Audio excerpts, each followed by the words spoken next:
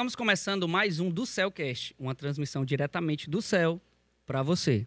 E hoje vamos dar início a uma série, né, muito especial sobre testemunhos. O nome da série é Testemunhos e vai ter várias histórias aqui de pessoas que vão impactar a sua vida, certo? E vamos começar hoje com uma pessoa muito especial. Eita Deus!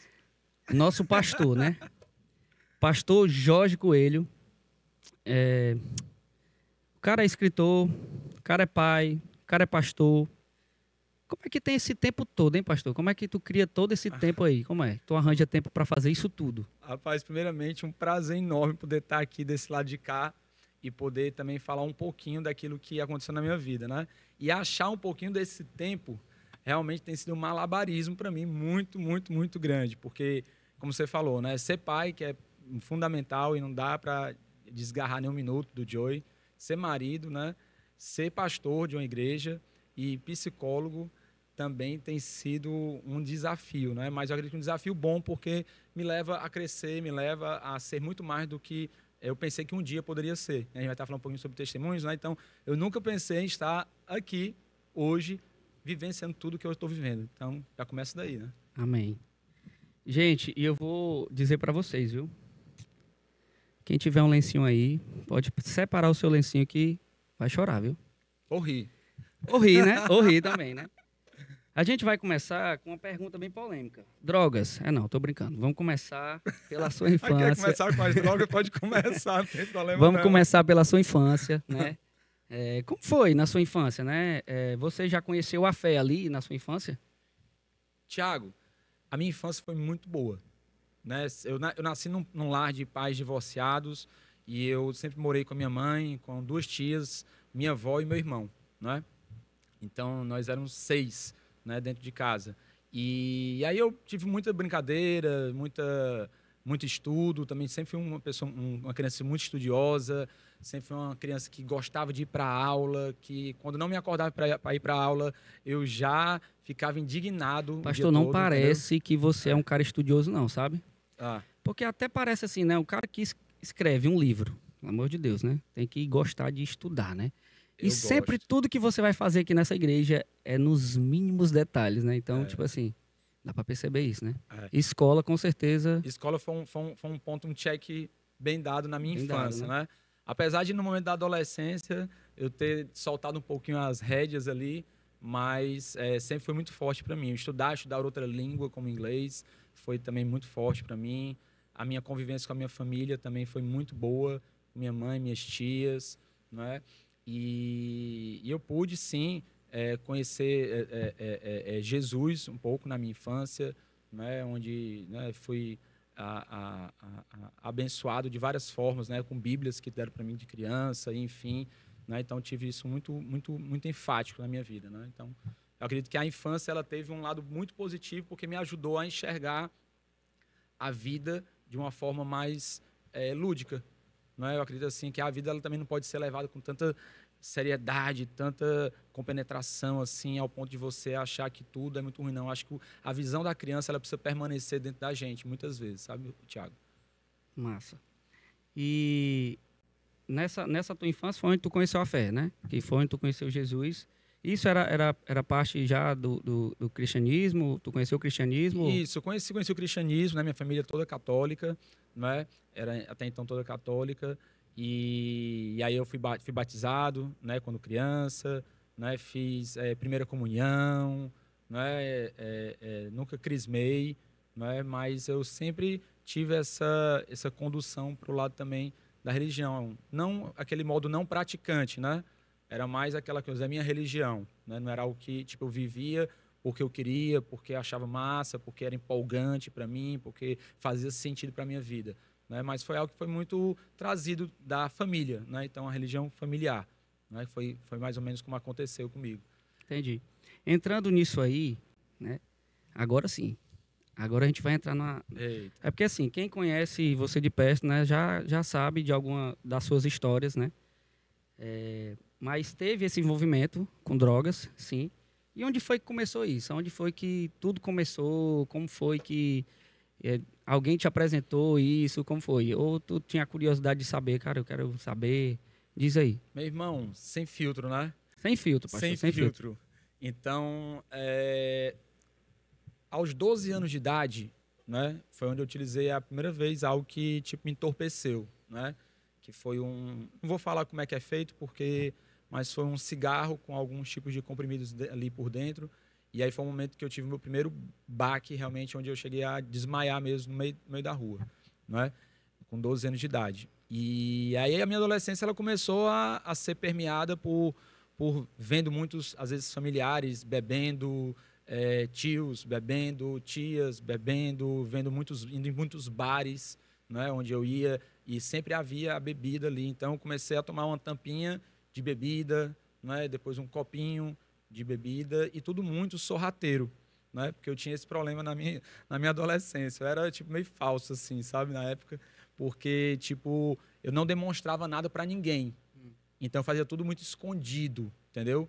Eu fazia tudo escondido. É tanto que quando apareceu realmente um grande boom na minha vida, desastroso, foi uma uau, surpresa. Como é que pode? Aquele menino que era tão bonzinho, que vivia tirando 10, não sei o quê, tá fazendo essas besteiras todas, né? Mas começou muito nesse início, sabe? Começou muito nessa percepção um pouquinho de o que está ao meu redor, né? Que é até uma coisa que eu falo muito, né, para os pais. Gosto muito de falar para os pais, para os familiares, gente, tudo que a gente vive como pai, ou como mãe, ou como responsável, ele influencia diretamente na vida dos seus filhos. Não adianta falar não fume, não adianta falar não beba, não adianta falar não minta, não adianta falar seja bom, se você não é nada disso, se você não faz, você faz ao contrário de tudo isso. Né? Então, é a primeira coisa que eu digo para quando eu estou atendendo pais de adolescentes ou de crianças, eu digo assim, olha, por favor, seja coerente com aquilo que você fala. Ou seja, não fale, se você não fala, beleza, mas faça. Faça o que é certo, faça o que é correto, porque isso vai ser copiado, isso vai ser replicado em algum momento da sua vida, da vida do seu filho. Entendi. Nesse tempo aí, pastor, né, tem uma pergunta muito legal aqui. Você chegou a sentir que não teria mais volta na tua vida, assim? Ó, eu posso te dizer assim que eu comecei a utilizar realmente drogas em um colégio específico de Fortaleza. Na realidade, eu estudei em 8 colégios em Fortaleza. Dos 8, 6 eu fui expulso pelo mesmo motivo. Baderna, ou droga, ou alguma coisa errada. Né? Então, passei em 8 colégios. Né? E desses 8 colégios, eu repliquei o mesmo estilo de vida, só que foi aumentando a intensidade. Então, eu comecei a dar uns 2, né? Que nem as pessoas falam, né? Fumar um baseado, fumar uma maconha, né? Ir para uma roda de amigos, ir para a praia. E, de repente, isso começou a acontecer de tal forma que a minha vida só tinha sentido e a minha vida só parecia que ia acontecer, Thiago, de uma forma que se eu tivesse essa droga por perto. Por exemplo, se tu ligasse para mim e dissesse assim, Jorge, vou para a praia amanhã? Aí eu disse, vamos. Só que eu já ia acordar muito mais cedo, porque eu ia na boca primeiro para poder pegar a droga, para depois ir. Porque eu não queria ir para a praia sozinho, só para poder ir trocar uma ideia contigo, ou para bater um racho, ou para poder tomar um banho, ou para surfar, nunca. Então, o vício já dominava. Ele já começou a dominar. Então, primeiro foi com aquele cigarro feito manualmente ali, criação da cabeça de uma criança, adolescente, né, pré-adolescente, tá, com a bebida. Aí depois eu saltei logo para maconha, né, que aí começou a ter um nível onde eu já estava indo nas favelas, aqui nas comunidades, né, de periferia aqui de Fortaleza, e indo mesmo nos traficantes, indo mesmo nos aviões, e conseguindo, e comecei a conviver com eles. Eu não era o cara que somente ia para lá, pegava e ia embora para usar. Não, eu comecei a me enturmar com as pessoas dentro das comunidades e das favelas de Fortaleza, tá? Então isso foi uma coisa, foi um marco, né? Vamos falar agora, sabe de quê, pastor?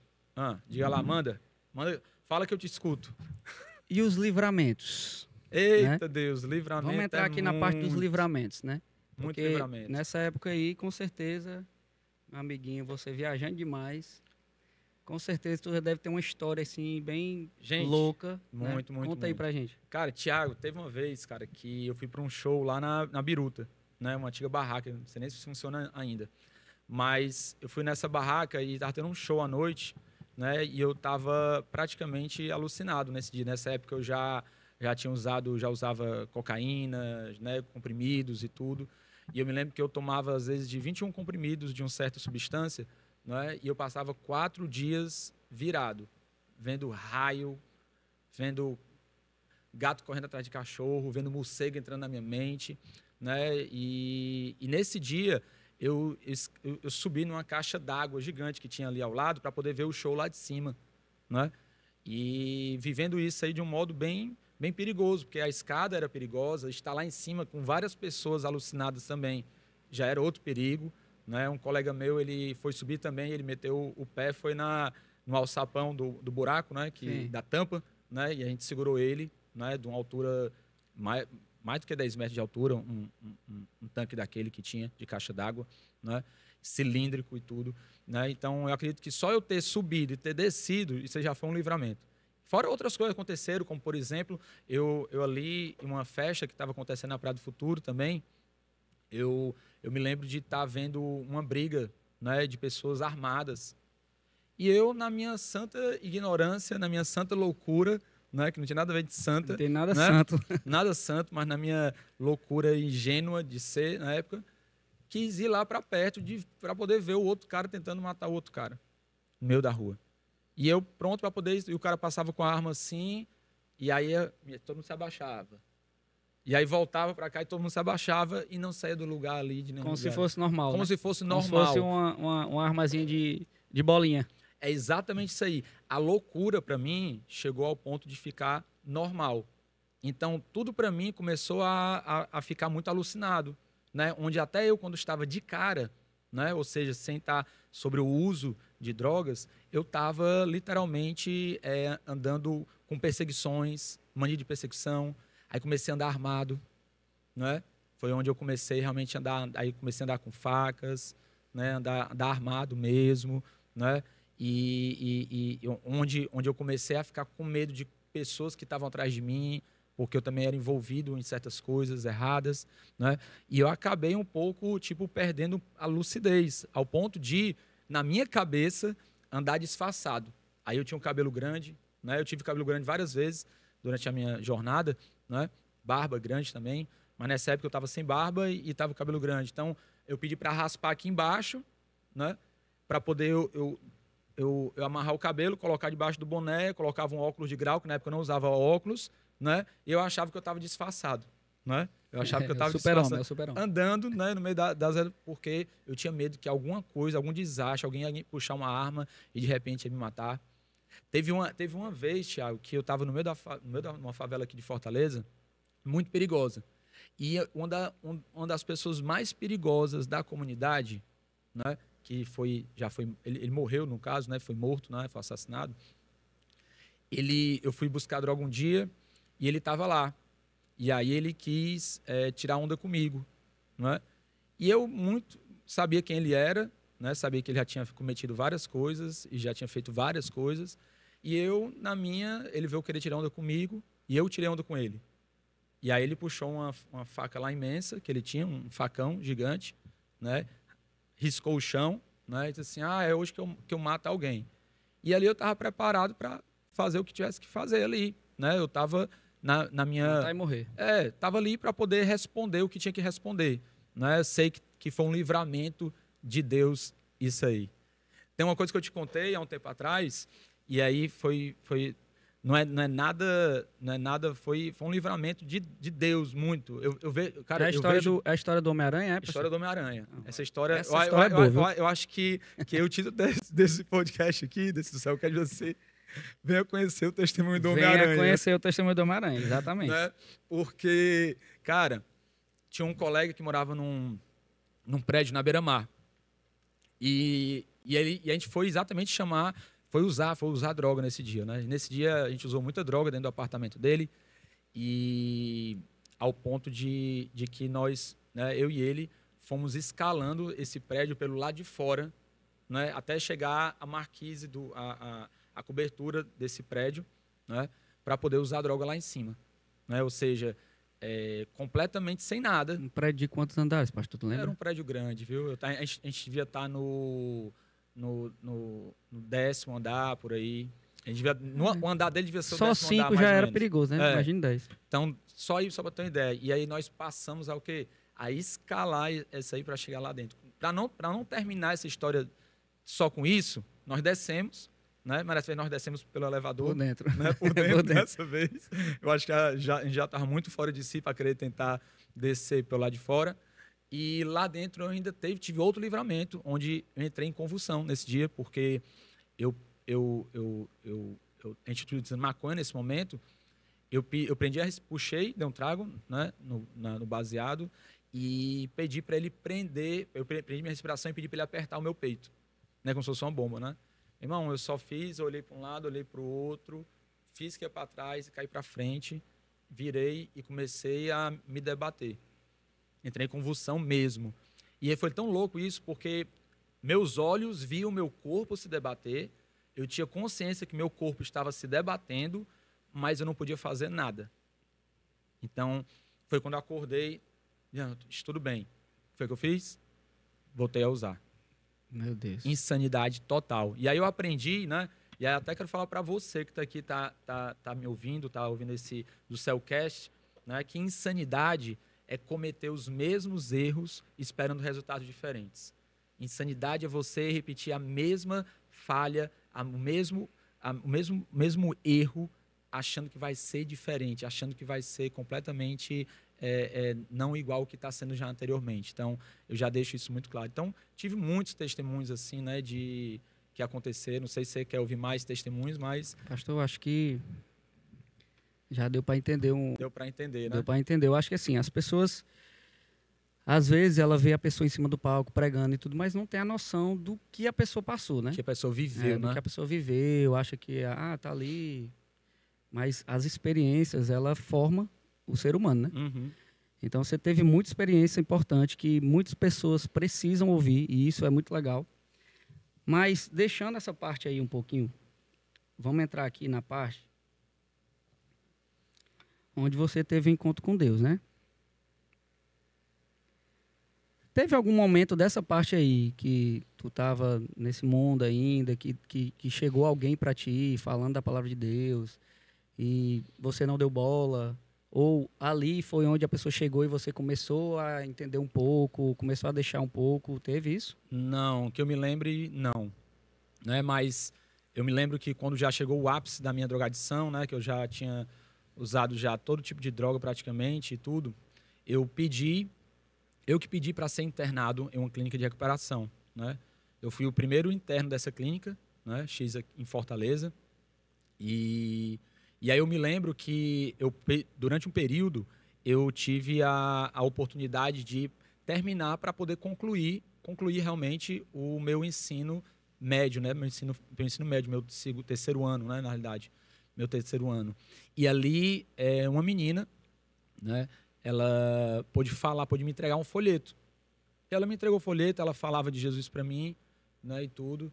E a Andréia é o nome dela, né, Andréia Farias. E ela entregou, né, realmente esse folheto para mim. Quando eu li o folheto, eu entendi a mensagem. Eu já estava sóbrio já por 2 meses, mais ou menos, né? Li o folheto, no final fiz a oração, mas eu não entendia que o Espírito Santo ia morar em mim. E aí foi quando o bicho pegou. Por quê? Porque eu não sabia que quando eu entregasse minha vida a Jesus, o Espírito Santo de Deus ia morar dentro de mim. E a partir daquele momento, toda a minha vida ela começou a ser organizada e começou a ser pautada pelo que o Espírito Santo de Deus falava para mim. Então, por exemplo, eu ainda fumava, na época, cigarros, né? Tinha deixado as drogas, mas fumava cigarros. E eu me lembro que eu tinha comprado a carteira de cigarro favorita minha. E aí eu frequentava nesse tempo, né, o AA e o NA, né, Alcoólicos Anônimos, Narcóticos Anônimos, não conhecia nada de igreja ainda. E aí eu me lembro que eu estava indo para uma reunião, aí eu abri um maço de cigarro, puxei um cigarro, acendi o primeiro, senti vontade de vomitar. Apaguei o cigarro, joguei fora, acendi outro, pensei que o problema era com o cigarro. Acendi outro, apaguei de novo, que senti vontade de vomitar de novo. Isso aí foi uns 10 cigarros fazendo isso aí. Aí eu peguei, sabe, não vou fumar mais não. E eu não sabia que isso aí já era o Espírito Santo trabalhando a minha vida e mudando a minha história. E aí, um belo dia, eu estava em casa, né? E aí eu ouvi uma voz, audível mesmo, dizendo assim, vai para a igreja? Era um domingo isso.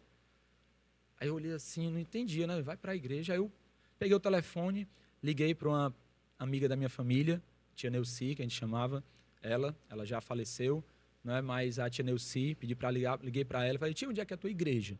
Aí ela falou: meu filho, eu vou pegar. Não precisa não, eu vou lá.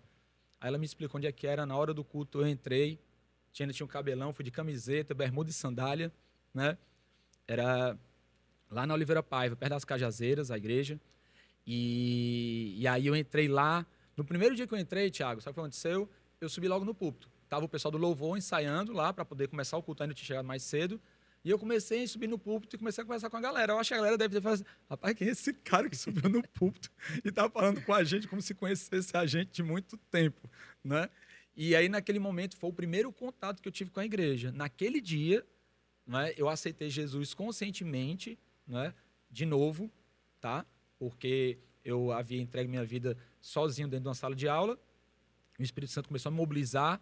E aí, eu peguei e fui, aceitei ele na igreja. E aí, meu irmão, a minha vida começou a ser entregue para Deus todo o tempo. E eu comecei a me envolver em tudo que eu podia, porque começou a surgir a necessidade de servir pessoas, de ajudar pessoas, de transformar pessoas, de falar o que Deus estava fazendo na minha vida. Então, eu comecei a participar. Eu fiz teatro há muito tempo, entregando cestas básicas, indo em presídios, indo em escolas. Eu me lembro que eu ia numa escola no Walter de Sá. Aí eu ia na hora do recreio, né? Na época, não era nem intervalo, era recreio. Né? E aí eu ia lá no recreio, e aí o que acontecia? Eu começava a pregar para uma pessoa. Aí juntava 2. Quando eu via, já estava falando bem alto para mais de 40 pessoas dentro, na hora do intervalo, o pessoal ouvindo meu testemunho e vendo o que eu estava fazendo ali e falando do amor de Deus. E as pessoas aceitando Jesus, se convertendo e sendo abençoadas. Não é tudo por causa de um folheto, né? De uma oração que começou. Né? Então, eu vejo isso como um grande impacto. E naquele tempo, né? Logo a você conhecer, começar a frequentar a igreja, como foi a reação das pessoas ao teu redor? Tipo, amigos, família, como foi que eles reagiram a isso? Pra ser sincero, eu já tinha sido internado uma vez, né? Sim. E aí, quiseram me internar de novo, porque disseram que eu tava louco. Só que dessa vez quis me internar, porque disseram assim que eu tava muito fanático, que eu tava muito... Só queria falar sobre Deus, que só escutava louvor. É que, na verdade, a tua vida sempre é muito intensa, né? É. Então, tipo assim, quando tu decide fazer algo, eu já notei em você, né? Que é muito bom, é um ponto positivo muito bom. Que quando você vai fazer algo, você se entrega total.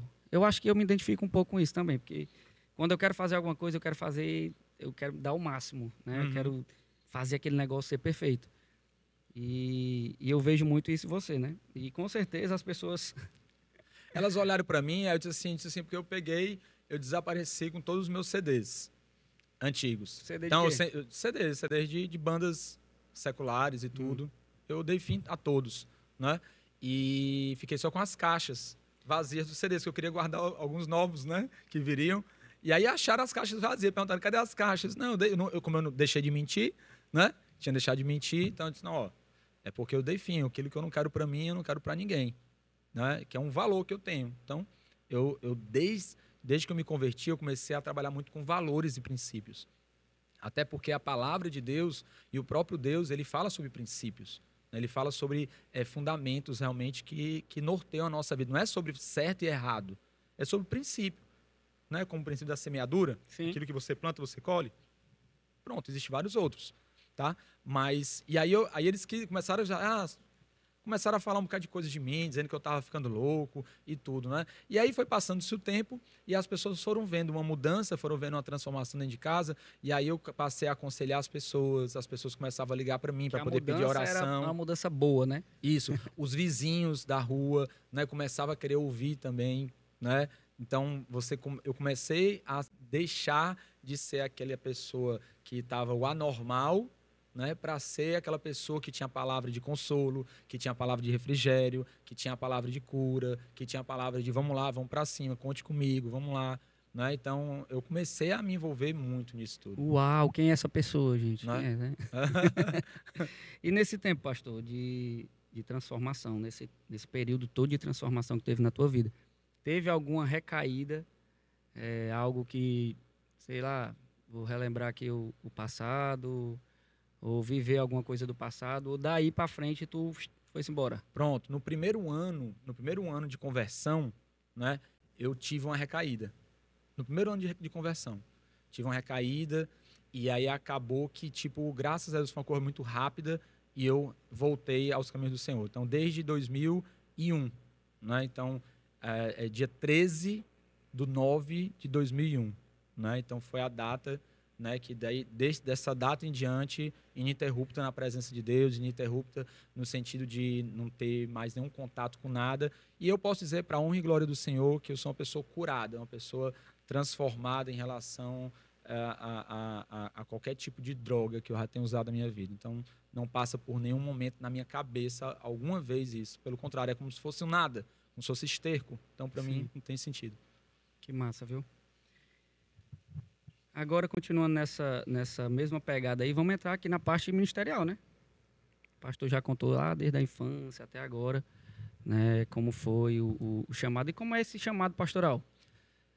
Olha só, Onde foi que começou isso, né? eu sempre, depois que eu me converti, Deus havia falado para mim assim, literalmente já assim, porque eu ia estar vivenciando a obra dele integral, não é? E aí eu queria fazer muito na época 2 cursos, né? Queria fazer ou psicologia ou filosofia. Eram 2 cursos que eu queria desde a minha adolescência que eu queria fazer. E aí eu não consegui fazer nenhum dos dois. Comecei, né? Aí sou formado em administração e marketing, né? Aí me formei depois em teologia, onde eu foram 3 anos de curso de teologia, né? Onde finalizei o curso lá na Metodista de São Paulo, né? Fiz uma parte do curso, né? Em BH, em Belo Horizonte, né? Na época eu era noivo com a Roberta, minha esposa, né? E aí, por fim, fiz uma especialização, uma pós-graduação em psicologia, também na parte de sofrimento psíquico, né, e dependências químicas e emocionais. E depois, por último, foi o primeiro curso que eu queria, né? O último curso que eu fiz de formação foi o primeiro que eu queria, que era psicologia, né? Então, como eu atuo hoje como psicólogo. E eu estou te falando isso por quê? Porque dentro disso tudo, sempre o cuidar de vida, eu nunca pensei, quero ser pastor. Não. Na minha cabeça, eu disse assim, eu preciso ser o que Deus quer que eu seja. Uhum. Eu preciso viver aquilo que Deus quer que eu viva. Se é ser pastor, se é ser missionário, se é panfletar no meio da rua, se é... O que é para fazer? Eu nunca estipulei nada para mim. E aí, é óbvio, né, que existem algumas coisas que vão se movendo dentro da gente, né? E dentro de mim, sempre aquela questão da escuta, de ajudar o outro, de ensinar as outras pessoas, né? De implantar novas coisas, novos ministérios, novos departamentos. E tudo foi começando, foi colaborando para quê? Para que um dia eu fosse ordenado como pastor, que eu fosse ordenado como pastor.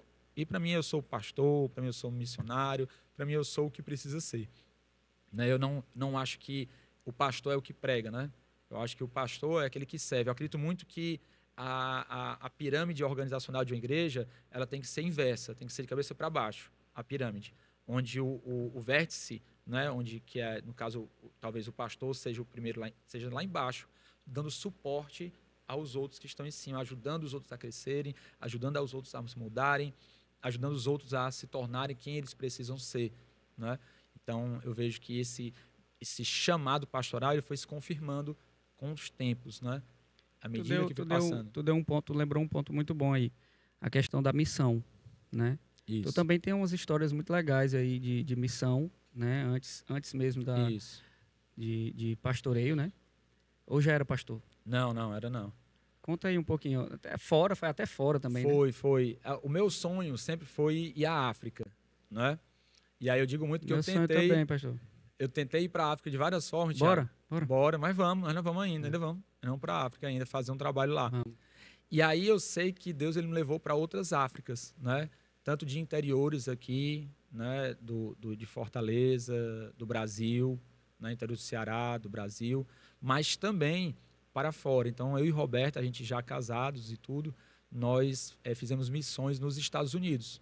Fizemos missões lá onde as pessoas achavam que não se precisava ter missões. Mas, na realidade, eu constatei que foi um dos lugares mais necessitados que eu vi até então. Por quê? Porque foi lá na Califórnia, nos Estados Unidos, onde a gente teve o privilégio de participar de uma grande missão lá no Dream Center, que é um campo missionário de restauração de pessoas com problemas de dependência química, problemas com justiça, moradores de rua, imigrantes, pessoas que tiveram problemas com o tráfico humano. Então, a gente pôde cuidar de grupos lá, a gente pôde caminhar com pessoas lá. Então, a gente almoçava com essa galera, a gente jantava com essa galera toda, a gente tinha momentos de trabalho realmente dentro da igreja e dentro do sistema lá do Dream Center. E lá em Los Angeles, na Califórnia, nós tivemos trabalhos na Skid Row, que é uma das áreas mais perigosas lá de Los Angeles, onde existe muito uso de drogas como injetáveis, metafetamina e outras coisas como heroína, né? Então, muita coisa foi acontecendo lá. E não teve nada a ver de ver o Mickey. Teve nada a ver com o Mickey. Teve nada a ver. Não, a gente foi para os Estados Unidos. Foi a primeira vez que nós viajamos internacionalmente e a primeira vez que nós moramos fora. Então, a primeira vez que a gente viajou internacional já foi para morar fora. Então, quando eu cheguei lá, eu cheguei como se fosse imagina o cara saindo do interior mesmo assim, cruel, daqui, chegando em São Paulo, olhando aquela coisa assim, gigante. Quando eu cheguei no aeroporto, primeiro de Miami, mas depois de Los Angeles, né? Eu olhei assim, irmão, onde é que pega essas malas, pelo amor de Deus? E eu já estudava inglês, só que quando eu cheguei lá, eu vi que o inglês que eu tinha aprendido aqui ainda estava muito aquém do inglês que realmente se fala, né? Se fala, né? Na realidade. E aí eu fui começando com uma missão dupla, porque eu tinha a missão de cuidar da minha vida e a missão de cuidar da vida da Roberta, porque ela não falava nada de inglês. E eu já falava, então já tinha essa missão, não ia ser o marido, né, seu esposo, né, já tem esse lado de proteger. Sim. Então lá a gente ajudou pessoas que sofreram processo de tráfico humano, ajudando ela a restauração delas. A gente criou um grupo, que o grupo era chamado Genesis Group, né, o grupo Genesis, onde eram como se fossem os irrecuperáveis dos irrecuperáveis. É tipo, a última chance desse grupo de continuar no programa, senão eles iam ser mandados para fora, era esse grupo. E aí esse grupo todo feito em inglês, todo feito para eles, especificamente trabalhado com temáticas. A Roberta já formada em psicologia, eu já com pós-graduação em psicologia, né? E a gente tratando aquela galera toda como voluntários lá, né? Então nós somos como voluntários para servir durante um ano inteiro, tá? E aí a gente pôde conhecer várias outras ações lá, né, na Califórnia, né? Mas essa foi uma das missões que nós realizamos, sabe, Thiago? Mas, pastor, me diga uma coisa. Nessas missões, né, na verdade, lá fora, tu lembra de alguma história que, assim, te marcou, né? Pode ser engraçada, uma história que te marcou, assim, lá, no meio dessa missão. No meio dessa missão, uma história que marcou? Ou pode ser uma história engraçada também. Não, eu tem uma engraçada, cara, muito engraçada na realidade. Engraçada e trágica. Tá bom, pode ser as duas? Pode. A gente estava indo nesse dia lá para uma praia, né, próximo de Venice Beach, né, que era Santa Mônica Beach. E a gente estava indo, em frente tinha a 7-Eleven, que é uma loja de conveniência. E eu me lembro que é 2 em 1, tá certo? Sim. Que é na mesma parada do ônibus, isso aí. Eu entrei na 7-Eleven e eu tava me sentindo com uma baixa de energia, cansado. Aí eu fui lá na loja de conveniência e comecei a procurar, tipo, suplementos, né? E achei um e li, né? E disse assim, poxa, energia, esse aqui vai ser bom, tipo como se fosse um pó de Guaraná, né? Na minha cabeça, né? E aí, quem era o caixa era o típico indiano. Era um indiano que tava lá, que a gente via nos Simpsons, sim, né? Sim. Era um indiano que tava lá no caixa do 7-Eleven. E aí eu peguei tinha colocado um Gatorade e tinha colocado esse comprimido, né? Que era um suplemento para dar energia. Aí ele pegou assim, viu que eu era gringo, eu não falava muito bem inglês. Oh, ok, sorry, mas inglês isso aqui, fala inglês, né? Mas você sabe para que serve isso aí? Eu disse, claro que eu sei, claro que eu sei. Ele, não, mas você tem certeza? Aí eu disse não, mas para que serve? Gente, eu ia comprar um negócio estilo Viagra. Meu Deus do céu. Sem saber o que era. Eu tava comprando o azulzinho, né? Que era tipo Viagra. Aí ele falou pra mim assim, não, mas não tem nenhum problema não. Se você quer comprar, Se você você quer, pode comprar, levar, pode né? levar. Eu só tô lhe dizendo porque talvez você não saiba. Aí E eu com disse, não, energético não, não. também, né, pastor? Tu ia Aí eu- tomar com energético, né? Aí eu disse, não, não, não, não precisa não. Mas aí eu deixei lá, porque morro de vergonha na hora, mas deu certo, né? Só que aconteceu. A gente estava indo para Santa Mônica Beach. Quando a gente estava chegando na parada, um carro ultrapassou a faixa de pedestre e atropelou uma mulher. E eu sou um cara muito do ação. Aconteceu uma coisa perigosa que gerou perigo a alguém, eu vou socorrer. É instinto meu. Então eu já largo tudo, pá, e foi isso que eu fiz. Eu disse, Roberta, foi atropelada, aguenta aí. Vamos lá. E corri para a mulher. A mulher estava lá deitada no chão, ela estava com a mão assim para trás. E aí eu já fiz, sem falar tanto inglês. Disse pro cara, 911. Já falei logo para poder uma pessoa lhe ligar. E já ligou. Para a mulher que atropelou, eu disse, come on, come on, come on, come on. Já chamei a pessoa para perto. Quando eu olhei para a mulher no chão, Thiago, tava faltando um dedo da mão dela aqui, ó. Um dedo da mão dela aqui. Aí eu olhei e disse, meu Deus. Aí eu perguntei assim, tá tudo bem com você? Ela está, eu disse assim, e a sua mão, o seu dedo? Ela disse, não, é porque eu nasci assim. Essa história que eu já tinha contado, eu já tava rindo aqui já. Aí, aí eu fiquei também Ai, com meu vergonha, porque na hora eu tava tão nervoso que eu disse assim, poxa, devia ter pelo menos um sangue, né? Mas não de tinha visto o procurar o sangue. dedo da mulher no Aí eu chão. disse assim, meu irmão, só pode ter cauterizado ali a ferida do dedo dela, né? Passou tão ali, cauterizou e disse assim, não, mas eu nasci assim. Eu disse, ai meu Deus. E aí teve um outro detalhe. Lá tudo é muito, muito rápido. Então quando chamaram o 911, o 911, eles já chegou um bombeiro, chegou 2 ambulâncias e a viatura da polícia. A mulher não sabia se chorava ou se dava graças a Deus, porque geralmente a pessoa vai pagar essas coisas, Sim. né? E tudo. Aí eu disse assim, já entreguei na mão do policial lá e vazei. Quando eu escuto uma voz atrás de mim, sir, por favor, please, come on. E ele queria que eu fosse à delegacia depor, né, o que eu tinha visto. Eu falei assim, meu querido, eu sou brasileiro, tá certo? Estou perto de ir embora daqui, eu não quero complicação, eu já ajudei o que precisava ter ajudado, me dispense. Aí ele olhou para mim e viu que ia ser enrolação mesmo, eu ia ter que explicar tudo em inglês, não ia dar. Aí ele, não, tá bom, vamos, pode ir. Aí fui para Santa Mônica Beach, finalmente, né? Mas essa foi uma história que marcou. Mas teve uma outra que marcou também, que foi lá dentro do centro missionário, Thiago. Lá dentro do centro missionário, eu conheci um homem que ele tinha passado... Ele estava lá porque ele estava cumprindo parte da pena. Então, nesse andar, eram só pessoas que estavam no 2º ano de tratamento. Então, esse cara ele já estava no 2º ano de tratamento dentro da instituição, lá do órgão, né? Mas ele estava preso na penitenciária. E estava cumprindo ali só o remanescente da pena dele, tá? E aí eu fui conhecê-lo, porque eu escutava, eu fazia todo o trabalho de escuta, de conversa e tudo. E ele me falou por que ele estava lá. Ele tinha usado metafetamina durante um tempo e ele passou horas batendo na esposa dele. Horas, ao ponto de transfigurar a esposa dele. E por isso que ele estava lá, né? Como também conheci pessoas, né, que você olhava para elas e dizia assim, cara, impossível, essa menina aqui é um anjinho do céu. Nunca fez nada. Quando você ouvia a história dela, você viu tanto de coisas que a menina já tinha feito. Então, é muita coisa, é muita história. E se a gente for parar aqui, pastor, para contar, acho que tem que ser um dia, né? Tem que conferência ser. de toda a história aí.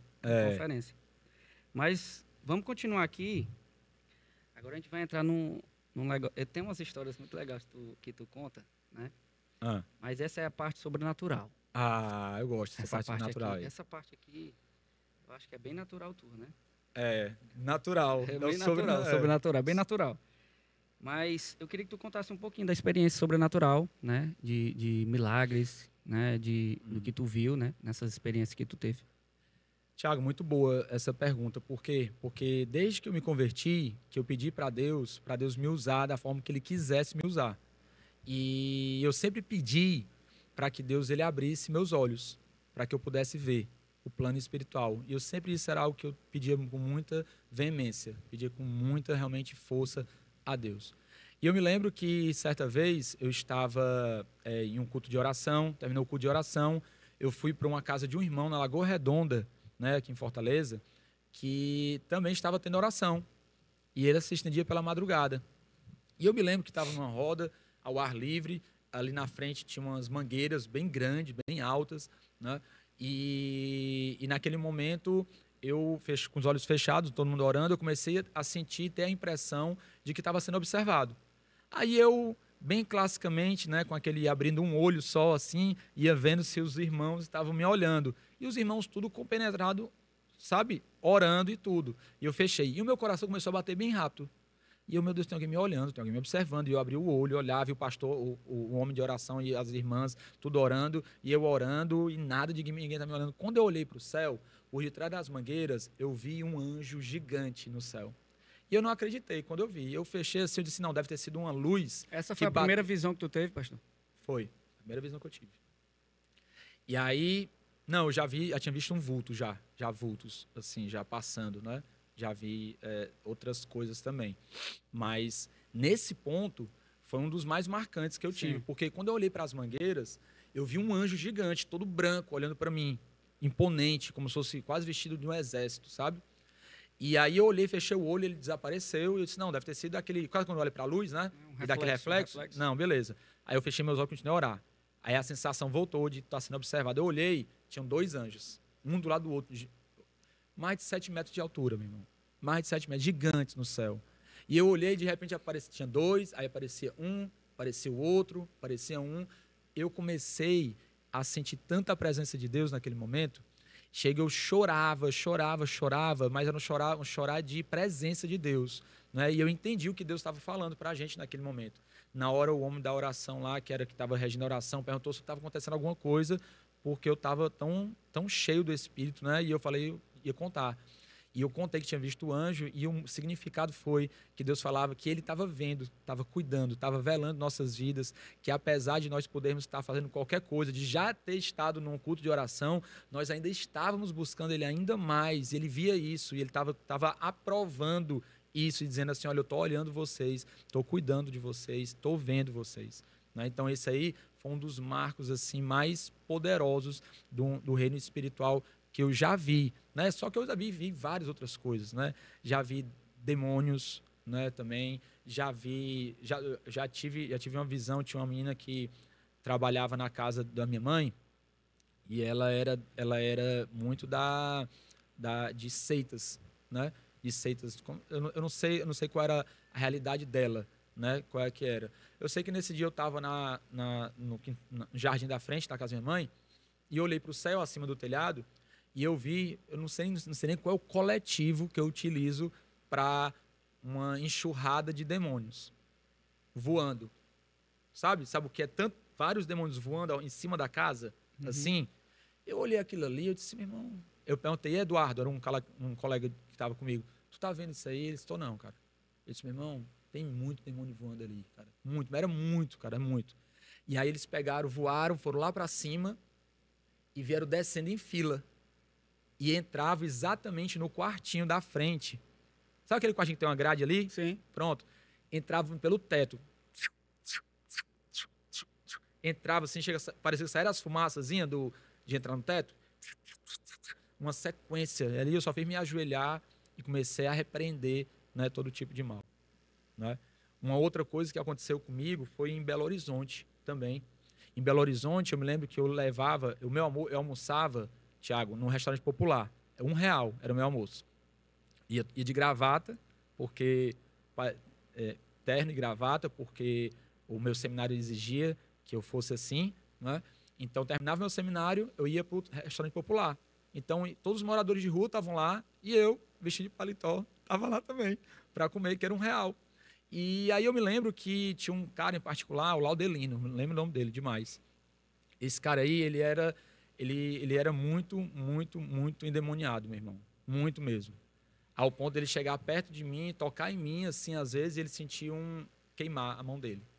Ao ponto dele querer tomar meus óculos no meio da rua, e eu dizendo que não ia dar, e eu tirar meus óculos, ele pedia para eu colocar os óculos, porque ele via como se fossem chamas saindo dos meus olhos. Eu estou dizendo as palavras dele, né, ele falando. Ele tinha feito já pacto para fechar o corpo lá na Bahia, já tinha feito uma chacina, ele estava assinando na delegacia, né, e esperando julgamento em liberdade ainda, né, e ele morando nas ruas. E aí eu me lembro um dia que aí eu comecei a pagar o almoço dele. Eu assim, Laudelino, vem almoçar comigo? Ele vinha. Chegou um dia que ele almoçava separado. Eu disse, não, eu quero que você sente comigo hoje. Assim, como eu e tu estamos, sabe, Tiago? Ele pegou assim, ficou olhando para mim, sempre com raiva. Pegou a faca, segurou a faca aqui, aí cravou a faca em cima da mesa.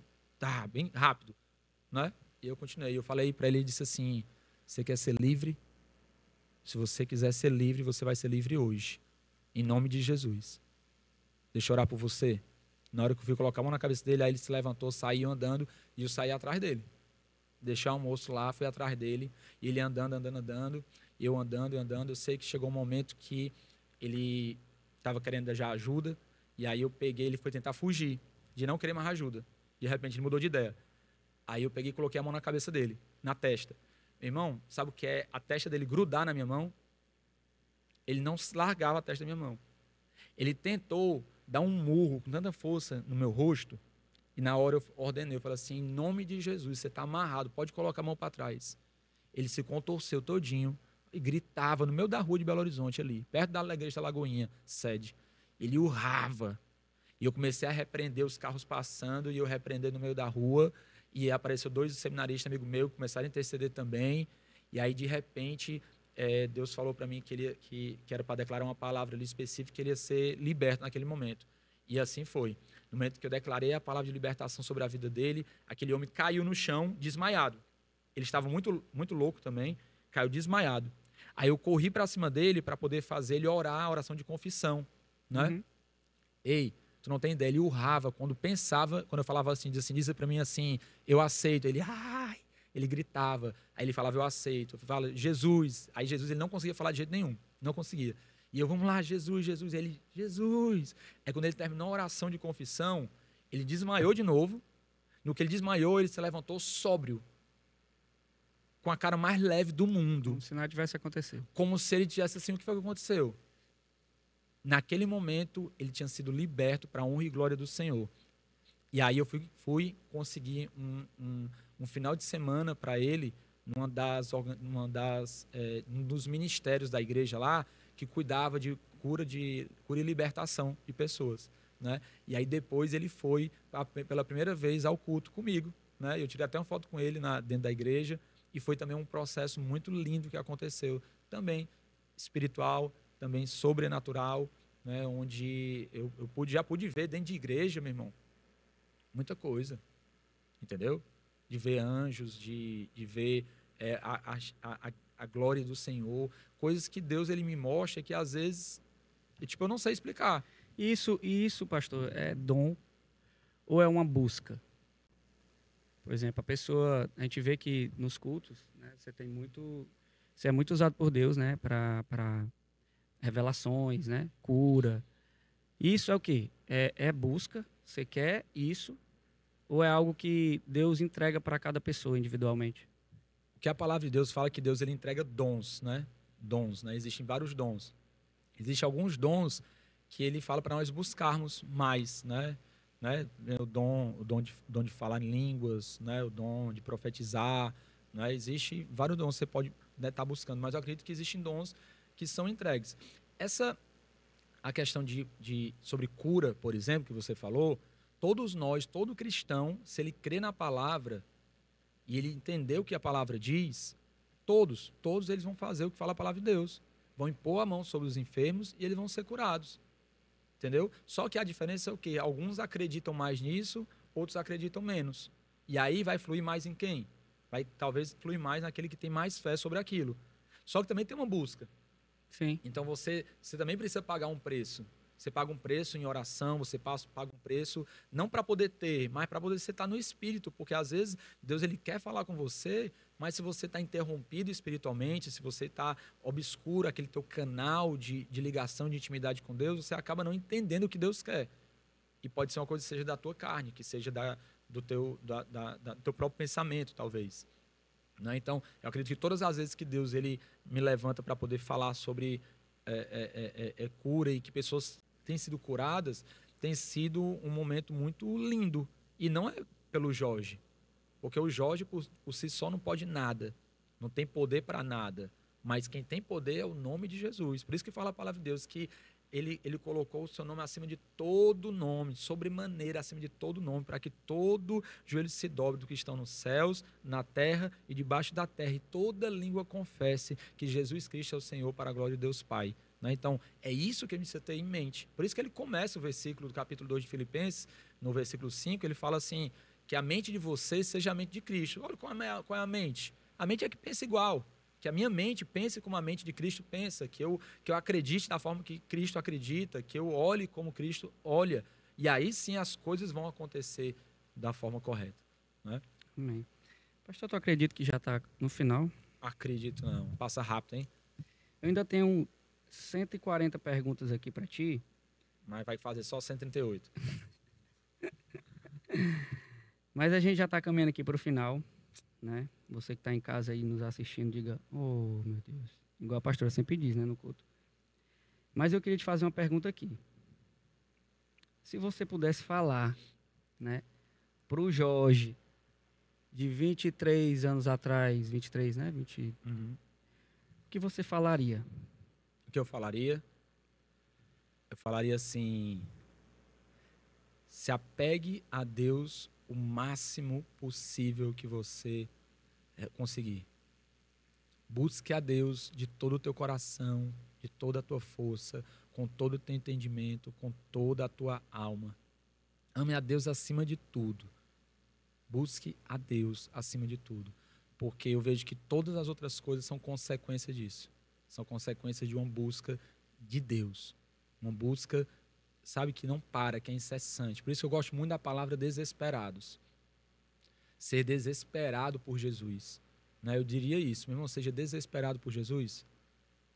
Sim. Porque aí você vai conseguir chegar no lugar que você precisa ir.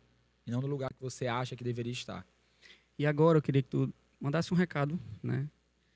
Para a pessoa que está em casa te assistindo e tal, e ouvindo toda essa história, né? Talvez tenha alguém que ela conheça, assim, ou ela mesma esteja passando por alguma coisa que tu citou aqui. Qual recado tu daria para ela, né? Nessa questão de mudança, de transformação, né? Tudo isso. Okay. Aí você pode se direcionar para a câmera 2. Câmera? Essa aqui, né? Eu realmente, o que eu falaria, né? O que eu vou falar para você? Primeiro, que Deus ele pode fazer infinitamente mais do que tudo que você pensar, imaginar ou sonhar. Que não existe limites para a cura de Deus. Não existe limites para as proezas de Deus. Que Deus ele pode sim mudar a tua situação, da tua família, da tua casa, da tua história, do teu biológico, seja uma cura de doença física, uma cura de doença emocional, uma cura de uma dependência química, de uma codependência emocional, enfim, Deus ele pode fazer qualquer coisa na sua vida e tudo que você precisa hoje é entregar os teus caminhos a Ele, confiar nele e descansar. Deleita-te no Senhor e Ele satisfará os desejos do teu coração. Uma vida compromissada com Deus. Eu acredito que se você hoje realmente entregar a sua vida a Jesus, se você confessá-lo como teu único Senhor, teu único Salvador e começar a viver uma vida baseada no que a palavra de Deus diz, você vai viver o excepcional de Deus, o extraordinário de Deus. E aquilo que Ele vai fazer em você vai ser impactante. E você não vai ficar sozinho, porque você vai se tornar uma ferramenta de impacto para outras vidas, em nome de Jesus. Falaria isso. Emocionante, né, pastor? Muito, muito. É muito emocionante. E essa história, ela traz muito aprendizado, né, para as pessoas. Você que está nos assistindo, né, não esquece de compartilhar, né, esse episódio. Vem muito mais por aí também. Né? Eu sei que essa história impactou a sua vida. Então, compartilhe com as pessoas, com os seus familiares, né? E até uma próxima, pastor. Até uma próxima, irmão. Obrigado, É Thiago. sempre um prazer estar aqui, ouvindo as suas histórias, ouvindo o que Deus fez na sua vida. Você é um exemplo, né? De homem, pastor. E é isso aí. Vamos pra cima, né? Vamos pra cima, que tem muita coisa pra gente fazer. Valeu, meu irmão. Valeu. Tchau, tchau, gente. Tchau.